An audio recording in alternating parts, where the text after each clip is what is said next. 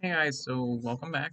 And welcome back to the back to college review kind of thing that I was doing, of course, on Wednesdays. And of course, today we are doing Raw Deal. Now, for me, I this was one that I paid attention to in class and everything. Thought was interesting, but kind of, I don't know. We'll get into it. So, really quick before we get started, what am I drinking? Today I am drinking coffee, just kind of cruising along. Um, and of course I have it in my Golden Girls mug, which I love. So let's go ahead and take a drink and we'll get started.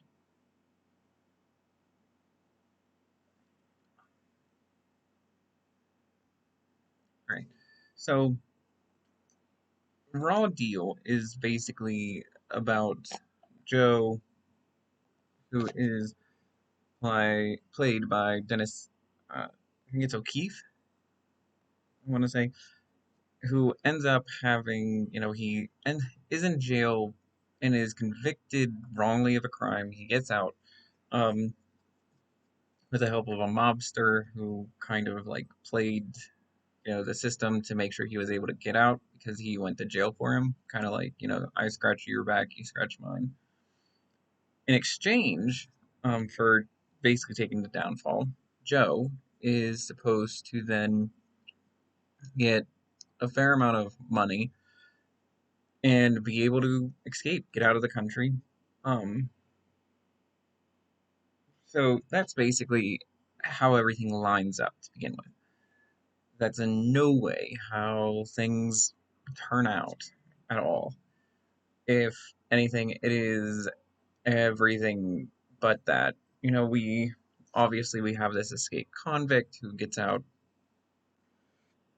but you know, weirdly enough, and he escapes, with the help of his girlfriend, who is Pat, who is, I believe she is played. Let me double check on this.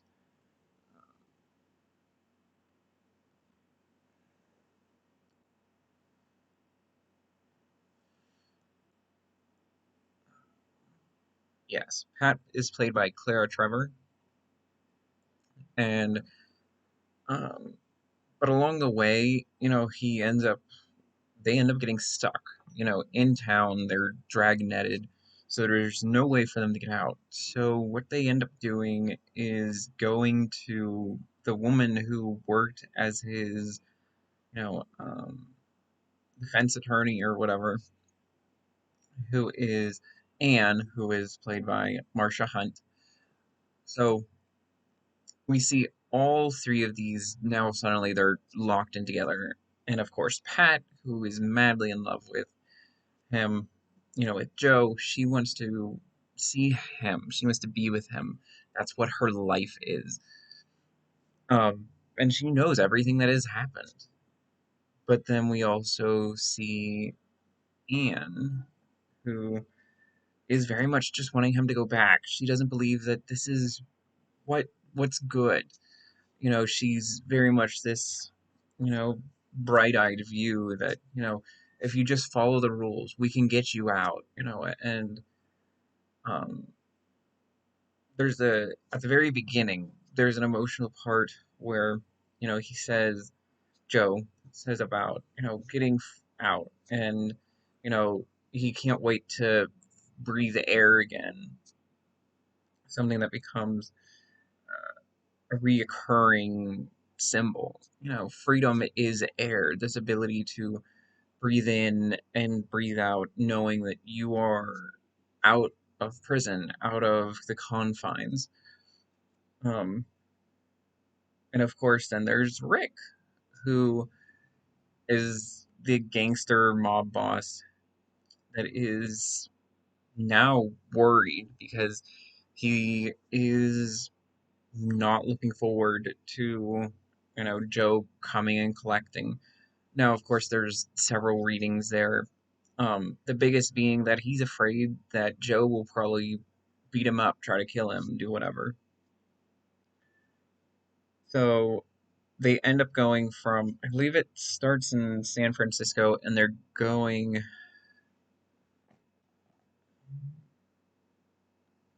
maybe they start in San Diego and they're going to San Francisco. Um, I forget. But there's so many twists and turns, and there's all these conflicts, and it's even more fascinating because we are getting all the information, everything that we have through the viewpoint of not Joe or even Rick. We are getting all of our narration and everything that is coming from Pat, who is Joe's girlfriend, the woman that he, wants to marry, the woman he proposes to. There's now a strange conflict because he also is gesturing for feelings or attractions for Anne. And eventually they get to the clear, and, so they no longer really need Anne. She's kind of a hold off.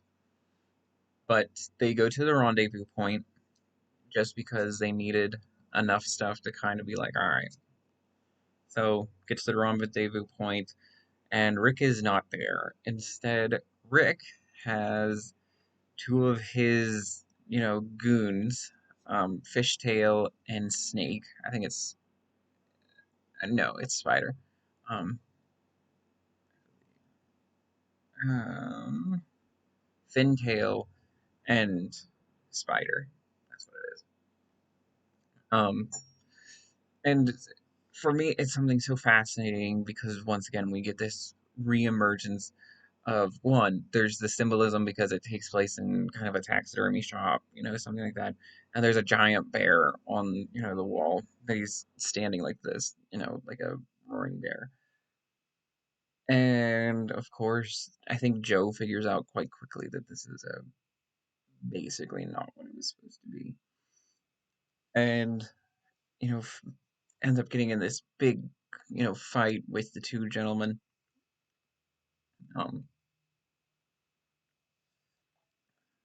Now, of course, really quickly, I think it's important to note that in this film, and I believe I think it was a book as well, either a book or a play, um, by the same name. But, we see these three main characters. We have Joe, we have Anne, and we have Pat. Joe is, in my opinion, the symbolization of the average person, the person that wants to make good choices, but at the same time has a lot of really bad things that comes to them. Now, this film was produced in, or came out in 1948. This is just a few years after World War II. It's, less than 20 years after, the Great Depression, as well as, even a little bit before that, the Roaring Twenties.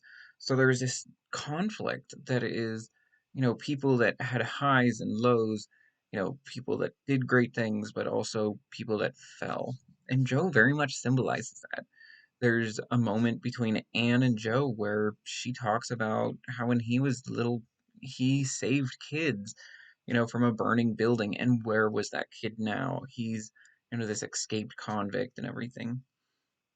And it's this moment where we can get an understanding that people are flawed, but at the same time, we don't always understand what other people are doing, and it doesn't always have to agree with us.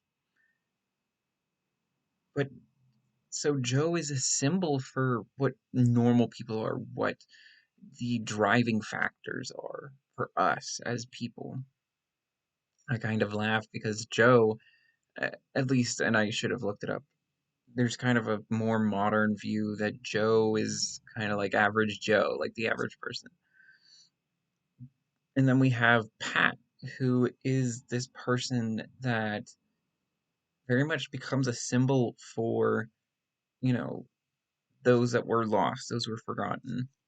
Once again, this is just, less than 50 years since World War One, the lost generation. So many people that, you know, basically saw the world completely be upended and into a new era, but they also watch the people they love, the people they desire who have gone off to wars and people that have done all these great things.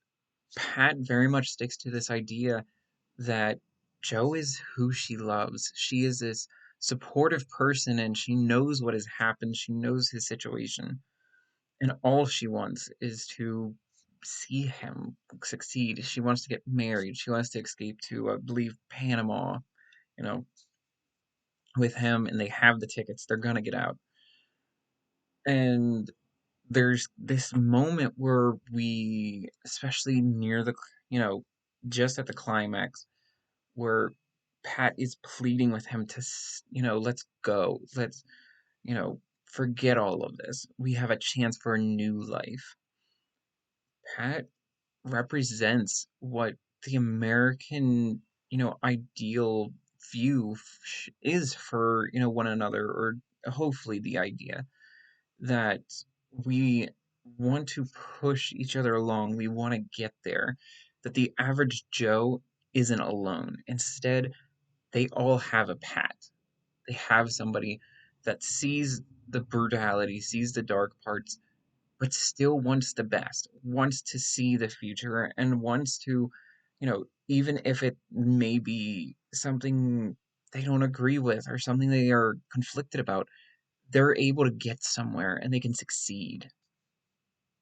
And of course, we have Anne, who in some ways is this representative of, government. She was this official that was handed to Joe to be, you know, his defender, basically. And we see in the first 5 minutes when Pat tries to go to the jail in order to meet with Joe, that Anne is the one that's already there.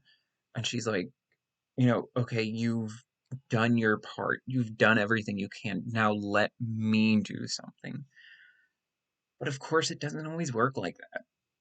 We see later on that Pat, you know, says to Joe, "You're not doing this right.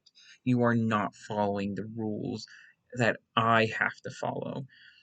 Or even situating herself in a position to say, "Joe, you are making yourself liable and you will be caught and killed." But then she also finds out that the very system that she's kind of trying to support, even though it's for the best of Joe, is in itself flawed because she ends up getting captured by Rick after Pat and Joe release her. They basically say, "We can't do anything now with you. We've done what we were supposed to do," and let her go. And once she is caught, suddenly she is now in this position where her feet are to the flame, that the evils that reside and that are affecting the everyday people, the things that she does not understand or exposed to, she now has to. And of course, there's this situation where Joe now has to choose to turn back and to, save her. But it comes at a cost. It comes at the cost at those who, for Joe, it's Pat. She's the one that gets the phone call about Anne, and she has the choice because Joe is ready to go. She convinces him that he doesn't need to go fight Rick, even though he put a bounty on his head, basically. That they can go live their lives. They have everything they need.